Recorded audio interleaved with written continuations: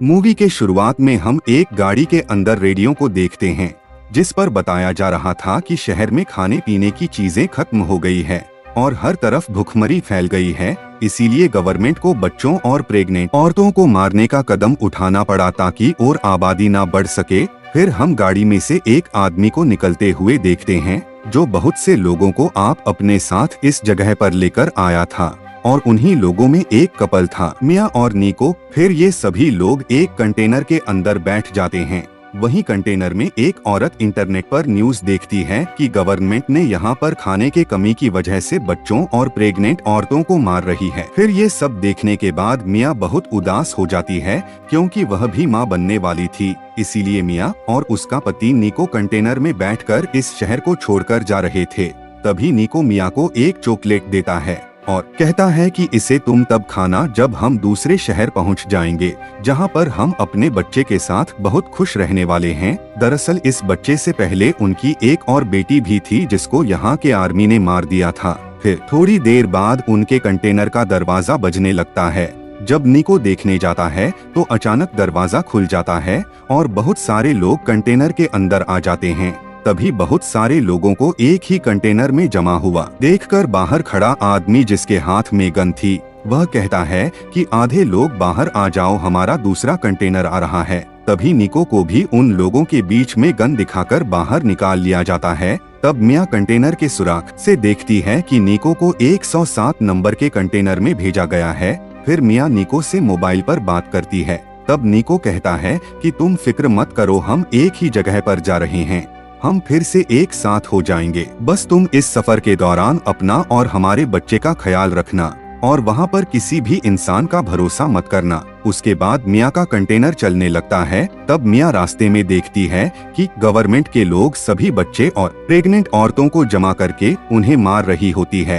फिर कुछ समय बाद कंटेनर एक जगह पर रुक जाती है। तब मियाँ कंटेनर के सुराख से देखती है कि कुछ ऑफिसर्स ने कंटेनर को तलाशी के लिए रोक लिया था। अब कंटेनर को खोलकर जब तलाशी ली जाती है तो वह उन्हें पूरा खाली मिलता है। असल में इस कंटेनर के अंदर छुपने की खुफिया जगह थी, इसीलिए सभी लोग वहां पर छुप जाते हैं। फिर ऑफिसर जब गोली चलाता है तब उसे भी पता चल जाता है कि अंदर बहुत सी खाली जगह है। अब पुलिस ऑफिसर सबसे कहता है कि तुम लोग खुद ही बाहर आ जाओ, वरना ऐसे ही मारे जाओगे। ये सुनकर मियाँ वहाँ रखे बॉक्स के ऊपर चढ़ जाती है। तब उनमें से एक लड़की जान बचाने के खातिर दरवाजा खोल देती है और दरवाजा खोलते ही ऑफिसर उसे शूट करके मार देता है और फिर एक एक करके वहाँ के सभी लोगों को बेरहमी से मार दिया जाता है।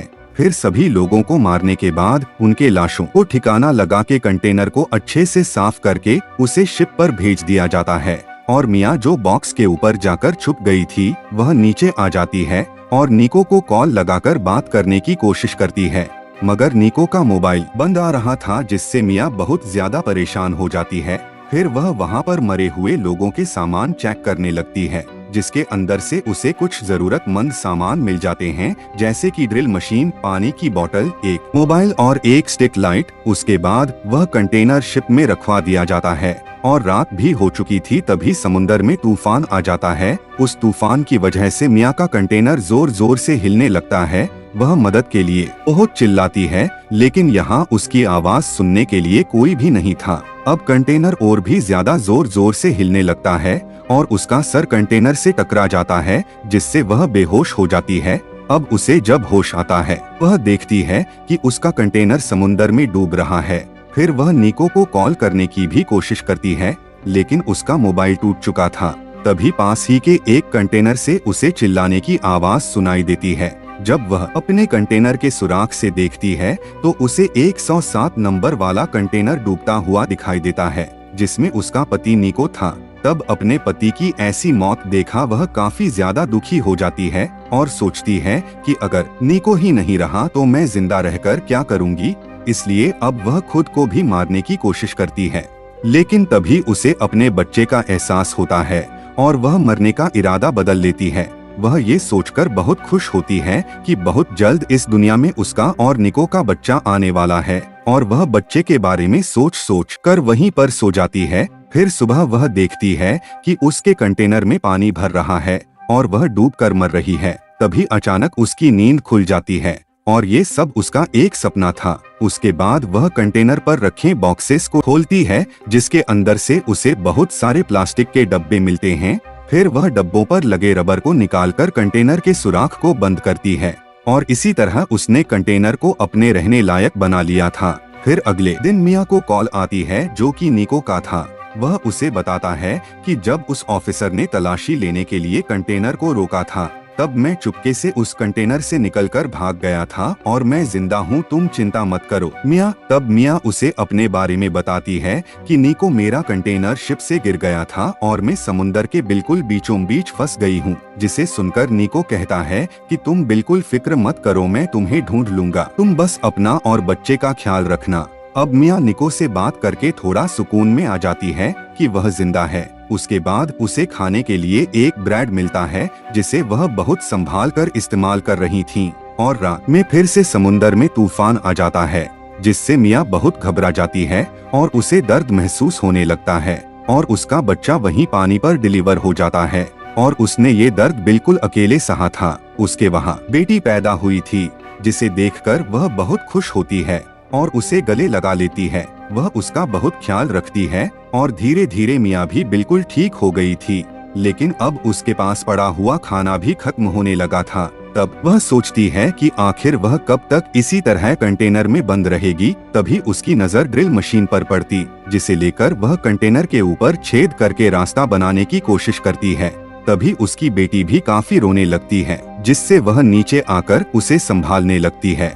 अगले दिन फिर से वह रास्ता बनाने की कोशिश में लग जाती है, लेकिन अब ड्रिल मशीन भी बंद हो जाती है। तब मिया गुस्सा होकर उसे फेंक देती है, पर तभी उसे एक चाकू नजर आता है और अब वह उस चाकू का इस्तेमाल करती है, लेकिन वह चाकू भी टूट जाता है।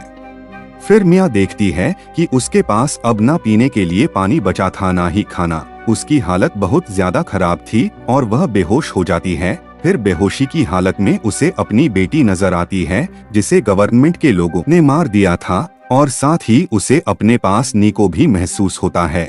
फिर तभी मिया के मुंह पर बारिश का पानी गिरता है, जिससे उसे होश आ गया था और अब वह पीने के लिए उस बारिश के पानी को डब्बों में जमा करने लगती है। उसके बाद वह एक कपड़े को कंटेनर के उस कटे हुए हिस्से में फंसाकर उसे खींचने लगती है, जिससे वह हिस्सा बैंड होकर बाहर जाने का रास्ता खुल जाता है और वह बहुत खुश होती है। फिर वह बाहर आकर देखती है कि उसका कंटेनर समुंदर के बिल्कुल बीचों बीच है, जहां से दूर दूर तक कोई भी नजर नहीं आता है। वह अब अपनी बेटी को बाहर लाकर आसमान और समुंदर दिखाती है और कहती है कि हम यहाँ से जरूर बाहर निकलेंगे। तभी उसे समुंदर में मछलियाँ दिखाई देती है, जिसे देखकर उसे एक आइडिया आता है और वह मछलियाँ पकड़ने वाला एक कांटा बनाती है, जिससे वह मछलियाँ पकड़ने की कोशिश करती है। लेकिन लाख कोशिशों के बावजूद भी उसे एक भी मछलियाँ नहीं मिलती और वह बहुत थक चुकी थी, इसलिए वहीं लेट जाती है। तभी उसे आसमान पर एक प्लेन दिखाई देता है, इसीलिए वह जल्दी से कंटेनर के अंदर जाकर शीशे का एक टुकड़ा लाती है, ताकि वह शीशे के रिफ्लेक्शन से प्लेन को अपनी तरफ बुला सके। लेकिन जल्दी जल्दी में उसके पैर में चोट लग जाती है, पर फिर भी वह हिम्मत दिखाकर शीशे को प्लेन की तरफ रिफ्लेक्ट करती है, मगर वह प्लेन जा चुका था। फिर वह मायूस होकर नीचे आ जाती है और अपने जख्मों को सीकर उस पर पट्टी बांध लेती है। उसके बाद वहाँ रखे हुए बॉक्स के अंदर उसे बहुत सारे हेडफोन्स मिलते हैं। अब वह सारी रात जागकर उन हेडफोन्स के तारों का इस्तेमाल करके एक जाली बनाती है और अगली सुबह उस जाली से मछलियाँ पकड़कर अपना पेट भरती हैं और कुछ मछलियाँ अपने पास पड़े धब्बों में भी रख लेती है।